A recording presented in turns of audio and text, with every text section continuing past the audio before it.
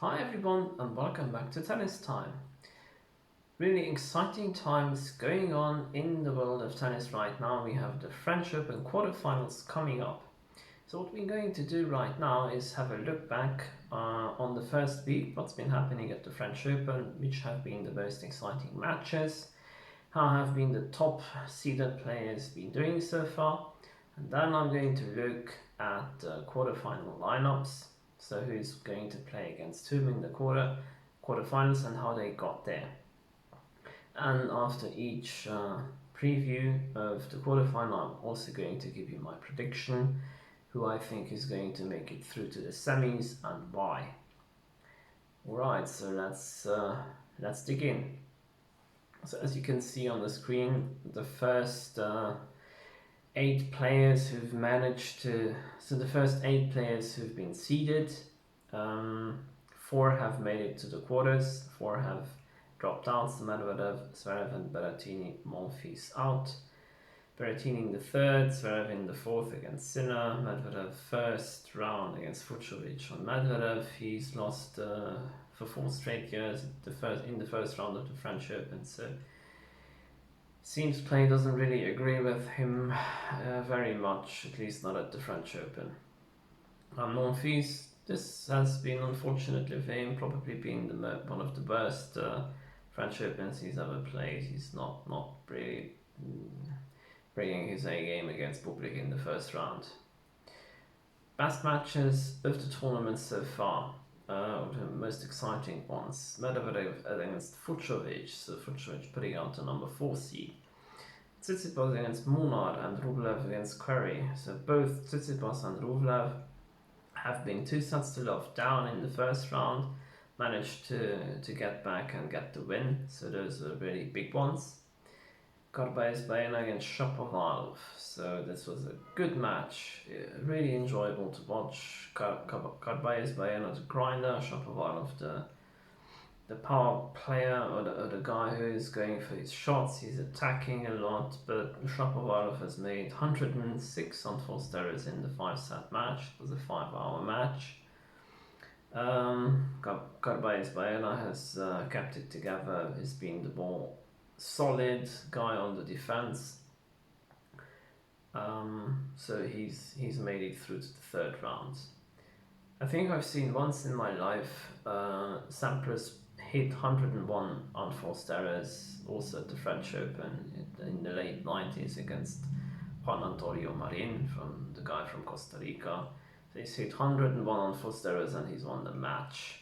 But I suppose Shapovalov has hit 5 too many and has gone out. He's been very positive lately in many of his matches, and he's encouraging himself, similarly to Kevin Anderson, when Kevin Anderson back in 2017 has made that big change, trying to fire himself up and be even more present in the game, be more fiery on the court and showing his motivation. So Shapovalov is doing something similar. I think that's an influence from Mikhail Yuzhny. He's been coaching him for a year or so. Results have been there, but I still think Shapovalov, as a young guy he still is, sometimes when things are not going his way, and this is valid to about any tennis player, and for me, just sitting here and saying it's quite easy, but it doesn't make it not true. When things are not going their way, they have a plan in their head. They want to hit a forehand down the line. They line it up. They think they're in the right position. They hit the ball as they want it to be. So that they hit the ball as they want the ball to be hit, and it still goes out or it goes into the net, and then that pisses them off. From a mental perspective, from their state of mind, it derails them, and then they really cannot get back into the groove, or it's very difficult for them. And especially these younger players like Shapovalov, I mean, that whining, complaining all the time, I think he doesn't even realize it really, that he's not helping himself by doing that. Okay, you've made an error, you don't want to make that error ever again, or even if you think you get a bad line call, because the umpire thinks the ball was in or out and it's not in going in your favor. You still need to focus, otherwise you're going to crash out and you're not going to win the match. You need to stay focused and concentrated, because that's one of the most important things you can ever think of when you play tennis. And Shapovalov is not doing a particularly good job on that. So my thoughts on that one. The next big story is Gaston. First he put out Wawrinka in the third round in a 5-setter. He's beaten Wawrinka 6-love in that 5th set, so that's super impressive. And then his match against Thiem. So he's lost the first set against Thiem, the second set as well, but the third and the fourth he managed to come back, and he's taken the match into 5th set. So if you haven't seen Gaston, you have to see that guy. He's very small, but for his size, so he's compensating with very astute, keen, tactical understanding of tennis. Especially against Thiem, I had the impression that he was reading so well what is going to happen next on the court. He was drop shotting a lot. And when Thiem was getting up to the drop shot, if he was getting up to it and not losing the point right away just because of the drop shot, then he knew so well where to position himself. And he's hit so many times a lob after Thiem reaching the drop shot and pushing it back into his court. So that's been a very successful play. When he was hitting the returns, he was positioning himself so closely inside the baseline, going towards the service line. It wasn't like the saber, which Federer sometimes does, or even Kyrgios even more, really going up to the service line and just taking the return from there. It wasn't quite like that, but it was close. And he was winning so many points because of that. In the 5th set, Thiem somehow managed to recompose himself, and he wasn't missing that many balls anymore, and he was the stronger man in the end. But nevertheless, a guy to watch out for, and this is why Grand Slam tournaments are many times so great, and this is the beauty of a 5-set match. A young emerging player doing something unusual and quite innovative on the tennis court. So it was really good to see.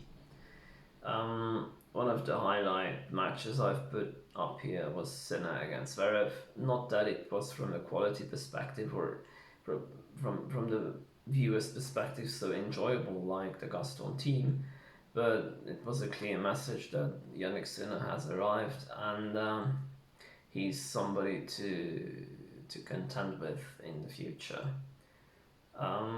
19, first time at the French, playing Nadal in the quarters, so that in itself is a very solid result. Okay, moving ahead, if you look at the quarterfinal lineup, we have Djokovic against Careno Busta, Rublev against Tsitsipas. The winner of these two matches are going to play each other in the semi-finals, and then at the bottom half of the draw we have Schwarzman Thiem and Sinner against Nadal, and the winners of these two matches also going to face each other in the semis. So let's see how Djokovic and Careno Busta have fared so far. Let's have a look at the number 1 seed Djokovic. So he's been very solid so far, has not dropped one set. He's dropped 4 games, is the most which he's dropped in a set so far, so has not been pushed to a 7-5 or to a tie break at all. He's won 2 of his sets to love in the first and the third round, and has spent 7 hours and 32 minutes on court. So very, very impressive as of now. But he hasn't really been tested by any of these guys. So maybe the quarterfinal against Pablo Careno Busta is going to be more challenging for him. So looking at Busta, Busta has also dropped just 1 set, or let's say similarly to Djokovic, he has been playing.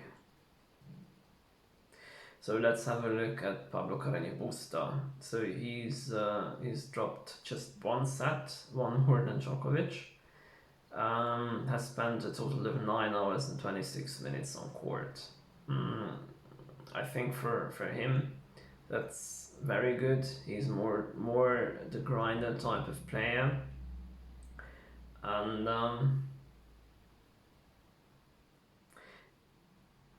the only really challenging match was in the third round where he had to place countryman Roberto Bautista Agut. There he spent almost 4.5 hours on court.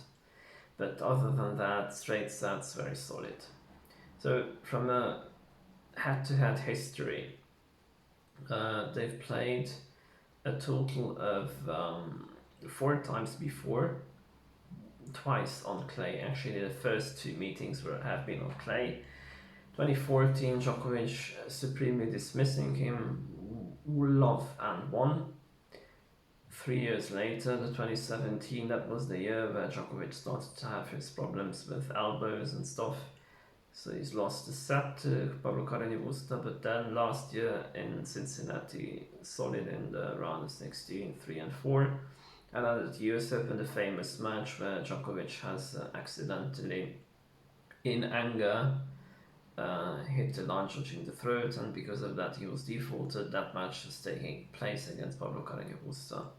So I think Djokovic is really out for revenge. Is maybe too strong of a word, but I think he's going to play really well. He's super motivated. Now I'm predicting here a straight sets victory, a quick victory for Djokovic actually.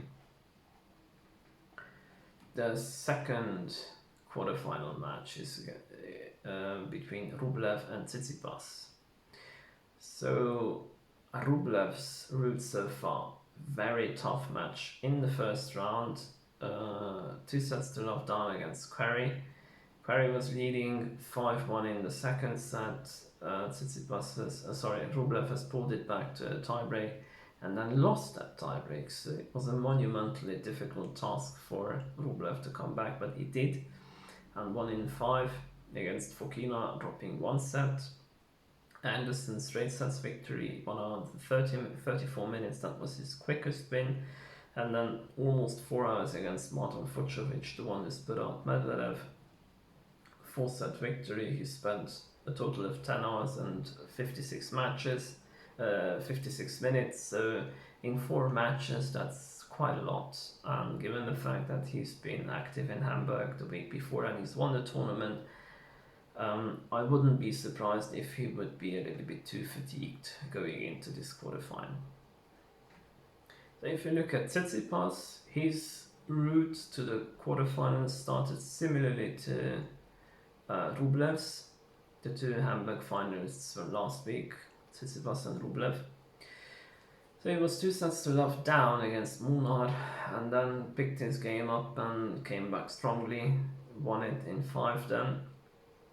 And after that, against Cuevas, Berede and Dimitrov, very solid, quick matches, strong matches. So I think he's in a little bit better shape, and maybe he's gained a little bit more confidence than Rublev up to now. So even if we look at head-to-head history and we see that Rublev leads Tsitsipas 2-1 and 1 love on clay, as I mentioned before in the last week in Hamburg, Tsitsipas has actually been leading 5-4 in the third set, and then Rublev turned it around and won it 7-5.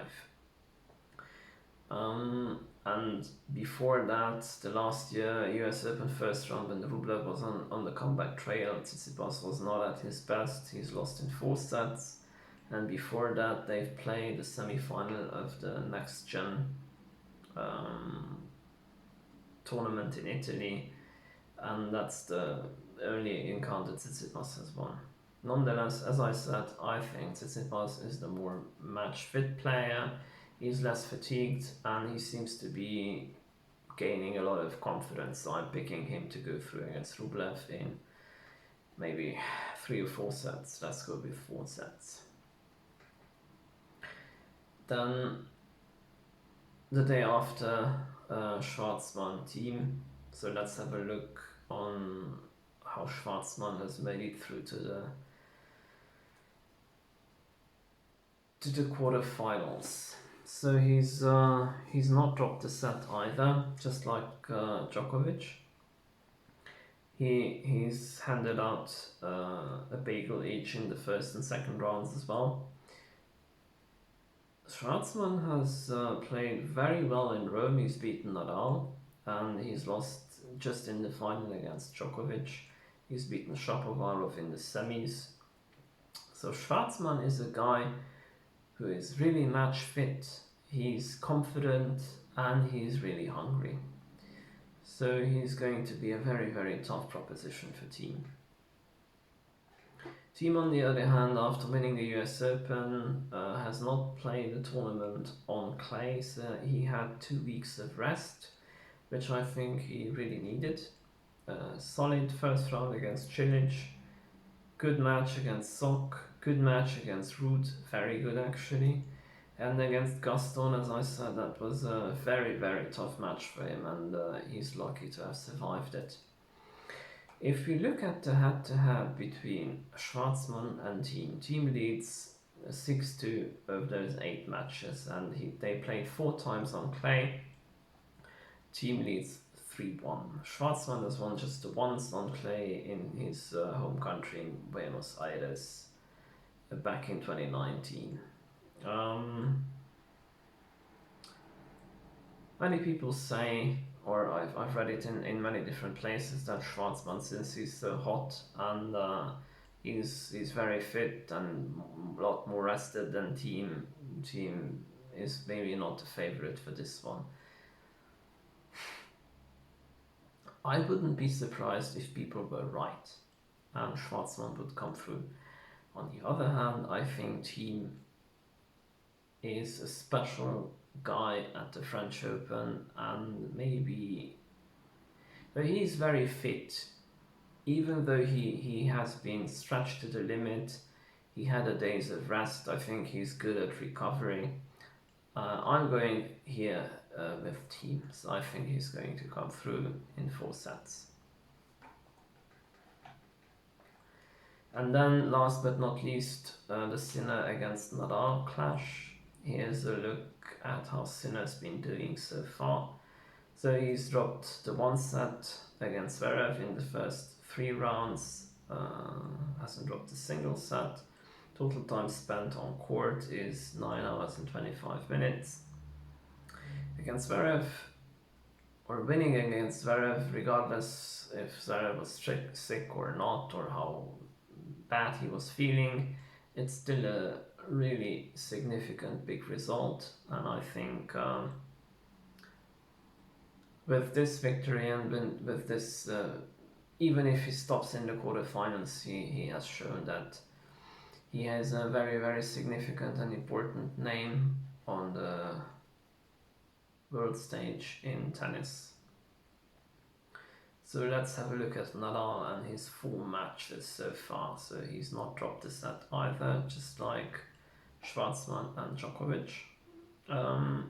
He's had 4 matches where he apparently came through relatively quickly and with ease. I think actually his first round match, which lasted the longest, 2005 minutes, that was the toughest challenge from Gerasimov he's got. Gerasimov serving big, hitting hard, made Nadal work really hard. In the middle of the third set, Gerasimov stumbled and had an ankle injury, and after that he has not really been moving well. Nadal swept through the match, but still I think that was the toughest match Nadal had so far. So neither Djokovic nor Nadal have been really tested too strongly. Both have come through very quickly. Djokovic had 7 hours and 32 minutes spent on court. Nadal has 17 minutes, even less. So just the 7 hours and 15 minutes. There is no history to look at if we talk about the Nadal Sinner quarterfinal. These two have never played each other before. I see as Nadal the clear favorite. I think Sinner is going to make him work hard. This is going to be his biggest test, but I'm picking Nadal to come through in 3 straight sets. So in case I'm right, we're gonna have another Thiem semi and a Djokovic Tsitsipas semi-final. I hope you enjoyed this video. Please give it a thumbs up and don't forget to subscribe. See you next time.